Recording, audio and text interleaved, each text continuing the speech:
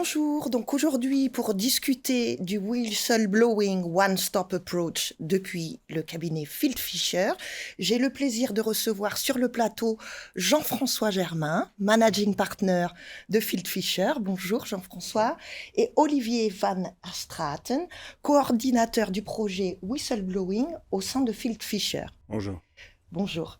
Donc Jean-François, qu'est-ce que le whistleblowing ? Alors le whistleblowing, fondamentalement, c'est le fait de rapporter ou de signaler la violation d'une disposition légale. Le whistleblower en anglais, c'est ce qu'on connaît sous le nom de lanceur d'alerte en français. Si je prends l'exemple d'un employé dans une entreprise qui est au courant de faits de corruption dans son entreprise, eh bien, il peut le signaler de différentes manières. Soit il utilise un canal interne qui a été mis en place par l'entreprise, soit il va le faire directement via une dénonciation auprès d'une autorité compétente, un procureur par exemple, soit il va le signaler de manière tout à fait publique via les réseaux sociaux. Olivier, en quelques mots, qu'est-ce que la directive européenne 2019-1937 et que prévoit-elle ? Alors, la directive européenne du 23 octobre 2019 a essentiellement pour but de s'assurer qu'au sein de l'Union européenne, chacun des États membres adopte la législation interne qui permettra d'assurer le respect de cette réglementation européenne. Donc le champ d'application ici est extrêmement large puisque tout domaine qui fait l'objet d'une réglementation européenne, que ce soit en matière de protection des consommateurs, en matière de responsabilité liée aux produits, les règles de concurrence, etc., nous y reviendrons, mais que toutes ces réglementations soient respectées.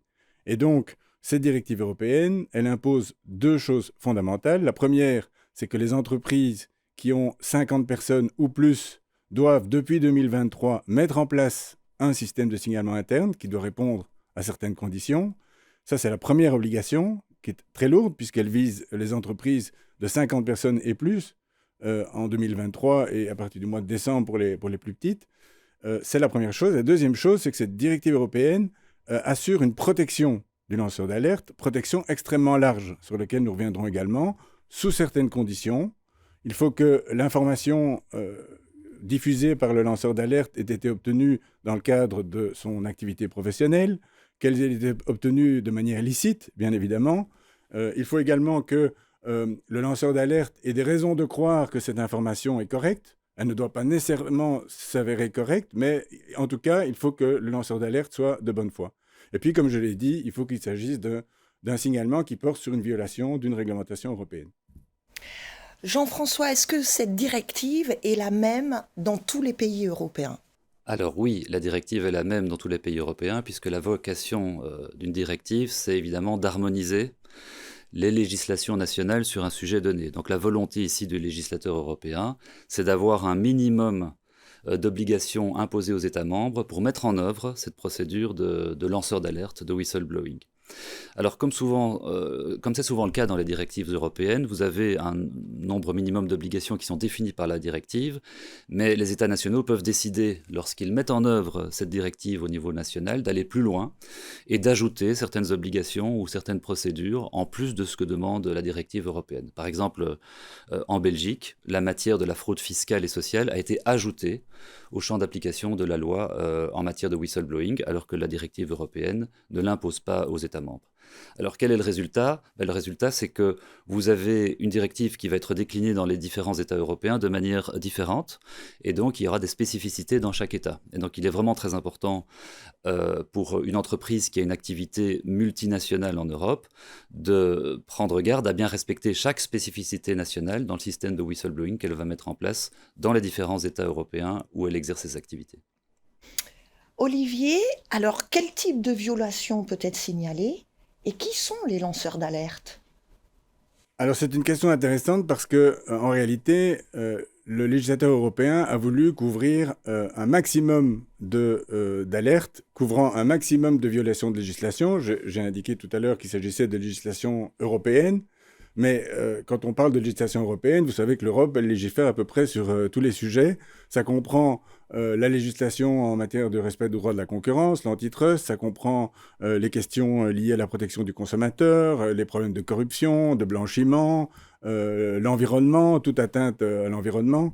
Donc c'est un champ d'application extrêmement large qui est visé. Et comme l'a dit Jean-François, chaque État membre peut ajouter à cette base de législation européenne les législations qui lui sont spécifiques ou auxquelles il souhaite apporter une protection particulière, comme par exemple la fraude fiscale ou sociale. Ça, c'est pour ce qui est du champ d'application matériel, ce que les juristes appellent le champ d'application matériel. Pour ce qui concerne de la qualité du whistleblower, nous avons évidemment les employés au sens large, ouvriers, employés, toute personne qui est liée par un contrat de travail. Mais la législation européenne prévoit également de protéger les indépendants. Donc un consultant peut également faire un signalement s'il constate, dans le cadre de son activité de consultant, que son client, en quelque sorte, viole ou est susceptible de violer une des législations visées.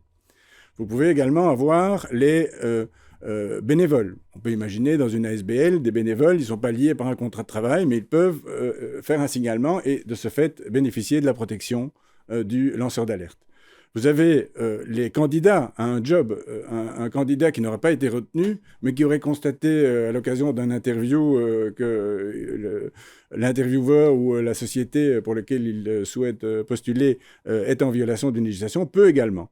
Et puis, il y a les employés des fournisseurs, des sous-contractants. Donc, vous voyez, le champ d'application est extrêmement large.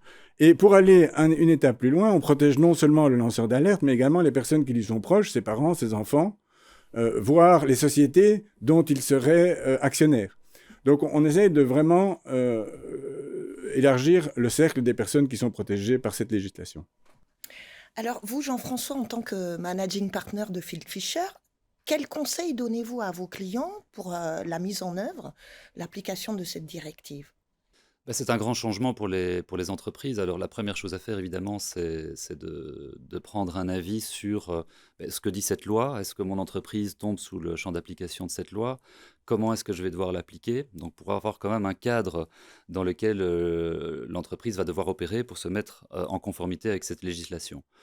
Ensuite, ce que je conseillerais probablement à une entreprise, c'est de promouvoir l'existence de ce système en interne, non pas comme quelque chose de nécessairement négatif, mais comme quelque chose qui permet finalement d'augmenter le degré de transparence et la volonté de l'entreprise d'assurer une stricte conformité à la loi au sein de son organisation. Et donc j'en parlerai en interne, je communiquerai très clairement sur le sujet, mais communiquer clairement, ça veut dire non seulement dire à quoi sert l'outil de lanceur d'alerte, mais également dire à quoi il ne sert pas. Et donc expliquer que finalement, ça ne doit pas être un déversoir à toute forme de signalement, parce que les abus seront sanctionnés aussi, mais que ce sont des informations utiles pour assurer une vigilance par rapport au risque de l'entreprise.